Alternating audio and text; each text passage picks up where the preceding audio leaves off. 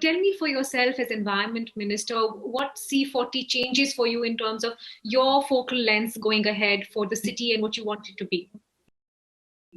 So I was reading actually this book by Mr. Pope and Mike Bloomberg, and it's called The Climate of Hope.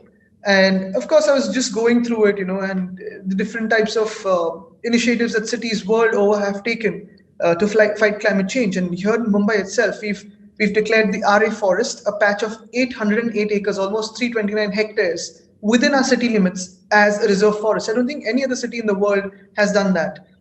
Way back in 2013, one of the things I was really pushing was electric mobility. Back then, we got about 6 electric buses. Today, we have a fleet of almost 380 electric buses. We're going to take it up to 25% of our total fleet in the next 2 or 3 years. We're planting urban forests. So in a city nearby to us, Thane, we've got one urban forest of almost 9 acres with Miyawaki plantation, intensely planted. And now a city like Mumbai or a city like Thane or Pune or Latur or Nagpur, we are doing urban plantations with the Miyawaki plantation method. So we're doing intensive urban plantations that are giving us thickets in the middle of the city. So in Mumbai itself, we are going to plant about 300,000 trees, and we've gone more than 90% of our target for the year 2020. I think these are some of the things that we're really focused on. And what I genuinely believe is when we speak about, again, climate change or environment or doing anything to repair the world or do a bit for this healing, it's the urban centers that really matter more. It's the cities around the world that really matter more, because we speak about quality of life, we speak about urbanization, we speak about a whole culture of development, and of course, use and throw. And that is, I think, where the problem really lies, because we forget that in quality of life, environment plays a major, major part, not just concrete. We forget that in development, there is a word or a prefix called sustainable, not just development without sustainable. That is where the problem lies. When we speak about the use and throw culture, we forget about segregating our waste before we throw. So when we speak about climate change and mitigation, climate change and adaptation, we need to have cities at the forefront of this fight. We need to have cities like New York, London, Paris, LA, Mumbai, Moscow, San Francisco, Sydney at the forefront, but also hand-holding our junior cities or smaller towns from the neighborhoods. I think this culture that really would seep into the cities. When we speak about urbanization, the good parts about urbanization can spread across the world, because more and more smaller towns and villages are facing urbanization as a pattern. So the cities will lead it, and therefore I thought it was imperative that Mumbai becomes a part of C40. The amount of work we're doing on climate change action and mitigation. B, the amount of deliberations, the amount of negotiations, the amount of discussions we can have with our fellow cities around the world and implement the best of it all into our city. The potential was tremendous. And the fact that a city like Mumbai is taking this on multiple fronts. I mean, it's not just weather changes, but also sea level rises. So there's a lot on your plate as Environment Minister.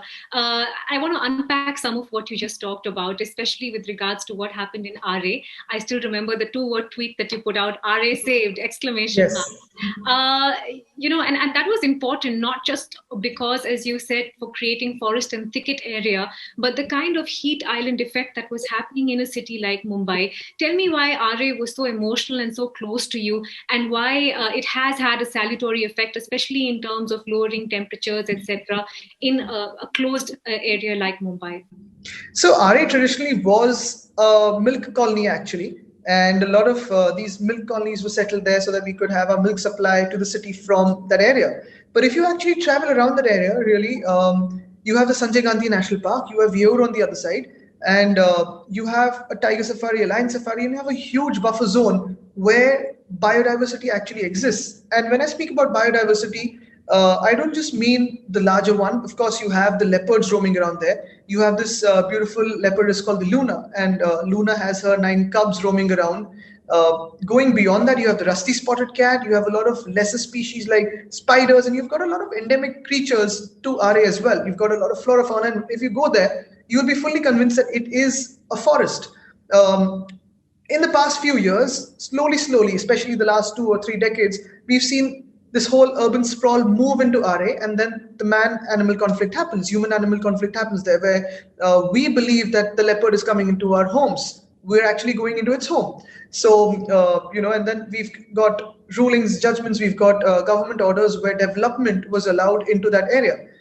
What I thought essentially was to declare this as a forest, and thankfully, because of the Chief Minister, Mr. Uddhav Thackeray, the DCM, Mr. Ajit Pawar ji, then you've got the whole team, RA Minister, Mr. Sunil Kedar, and the Forest Minister, Mr. Sanjay Rathod ji, all of them put together. I was just trying to make the ends meet out there, trying to coordinate stuff, but all of them came together and declared this area of 329 hectares in a city like Mumbai as a forest. Now, if you've lived in a city like Mumbai or been to the city of Mumbai, you will see what a bustling metropolis it is. It's probably one of the busiest cities in the world, one of the densest cities in the world. And in that, we're an island city. We've got 7 islands linking up. So we don't have an area which we can just, go in a circular motion outwards. So for us, what is really crucial is to have urban thickets in our city like Aarey. And Aarey, like I said, it's got a bustling wildlife habitat.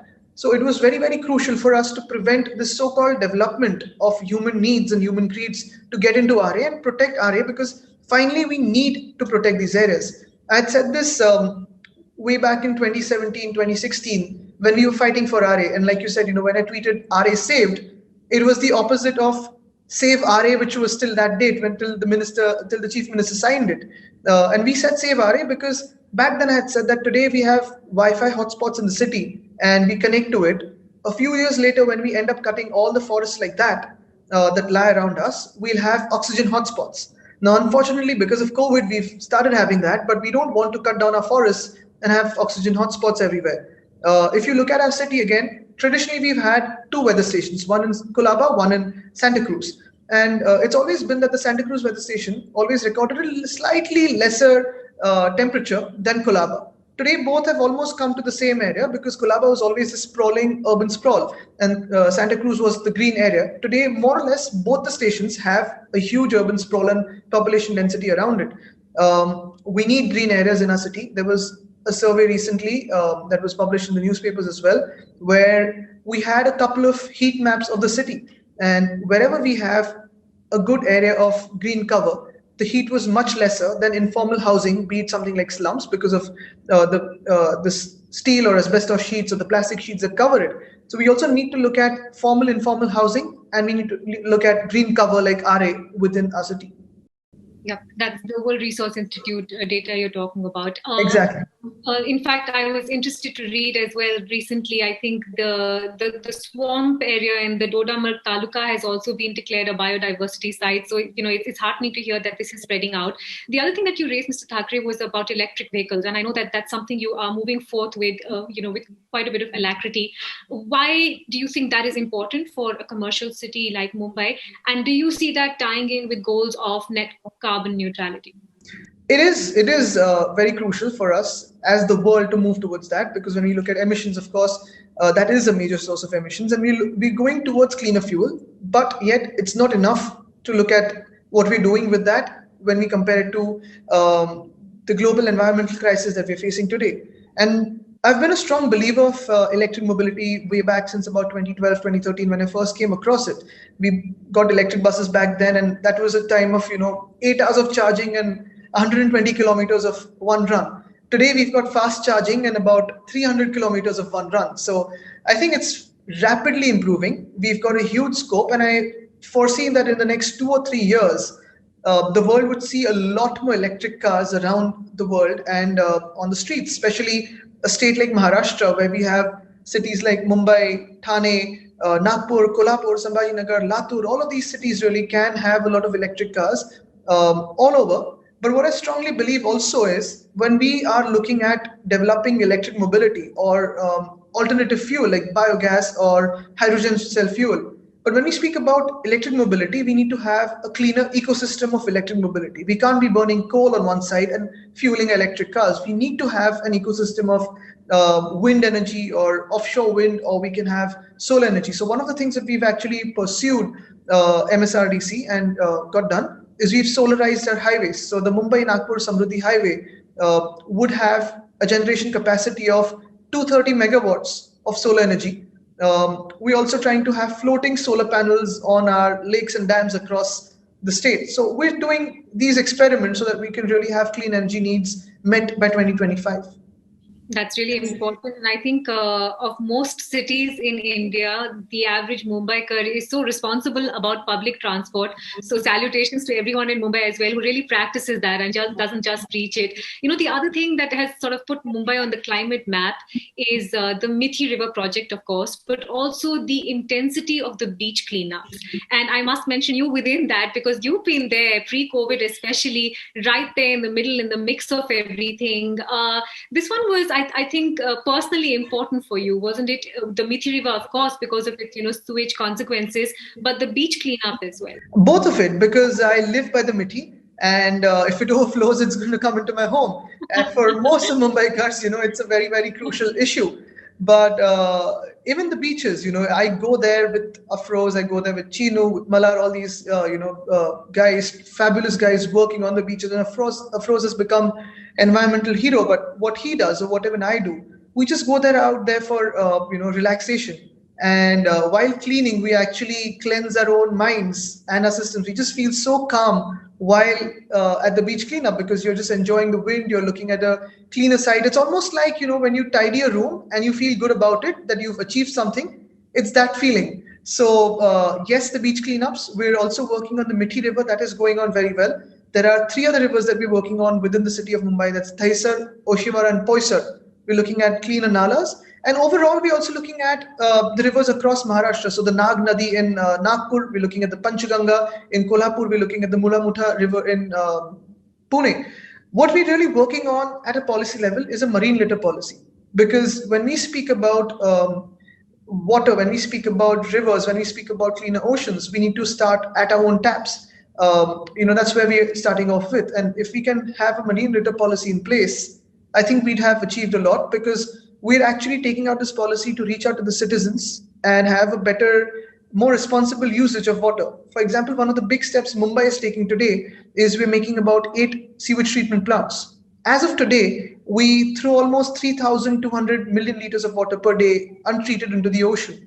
With the STPs up in the next 6 years, we have almost 2,800 million liters a day recycled, cleaned, and back into Mumbai's usage. So that way we have more water for Mumbai and cleaner water for usage rather than just being thrown into the sea. So yes, that's quite a lot on our plate in terms of the marine policy, but it's fun to do all this. I think it's good when you see the results and when you know that this is for the next 50, 100 years. Absolutely, and you're the one who provided Afroz the support when he needed it, when he was beginning to flag, and it's great that he kept the momentum going from there. Two-part question to you on financing, because as you mentioned, there is an incredible cost involved with this. What do you think is the better way to do it going ahead? Should there be more incentives given to green tech? Should it become easier in terms of raising green financing? That's one part of it.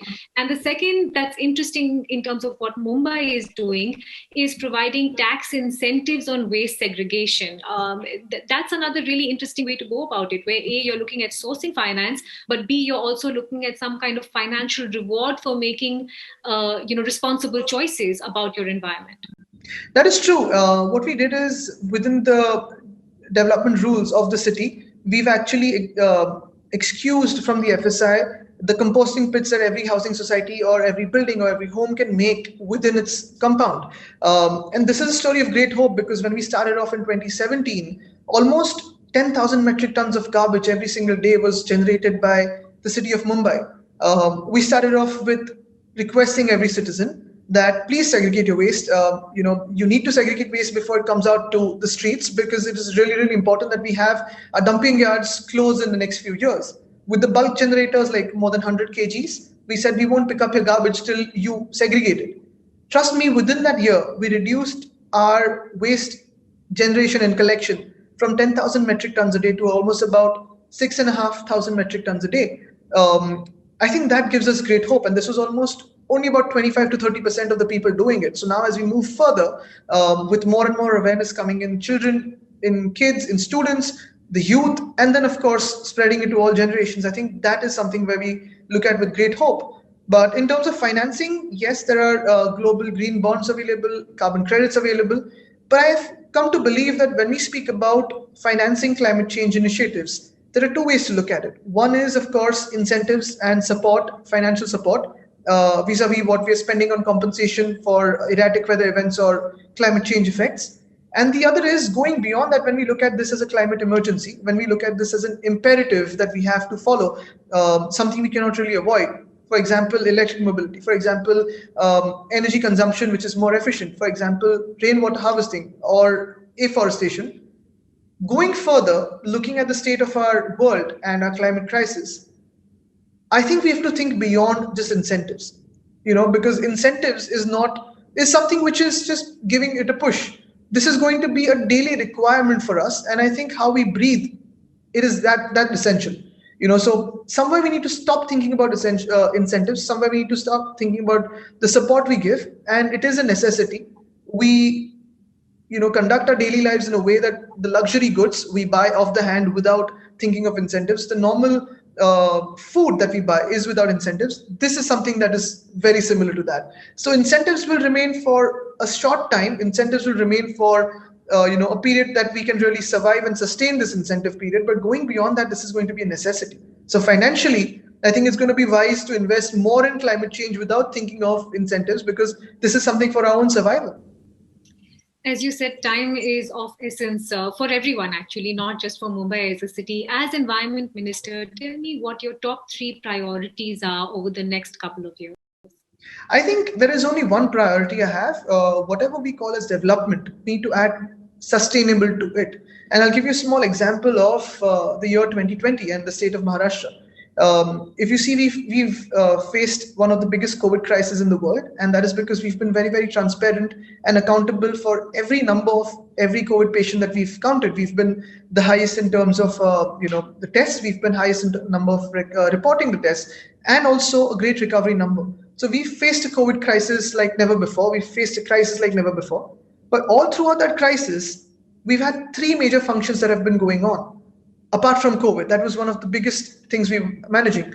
But we've had an industrial investment, right from data centers to textiles to automotive to almost anything you can speak of, in 3 phases in magnetic Maharashtra to the tune of 1,15,000 crores as MOUs, and more than 85% of those MOUs have been realized, land has been allotted, and the work has started. So that was one. While we did that, the infrastructure work really did not stop. So the coastal road is going on full scale. The Mumbai-Nagpur highway is being made. Pune Ring Road is being made. Our new airport at Navi Mumbai is being made. GMLR, whatever infrastructure work was going on, be it dams, be it roads, be it ports, nothing has stopped. That has been going along. The third most important thing, which we're really proud of, along with infrastructure and along with investment, is environment.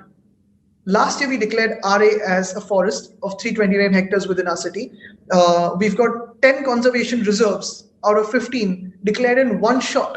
We declared our 50th sanctuary in Maharashtra. We've got Marine Biodiversity Reserve.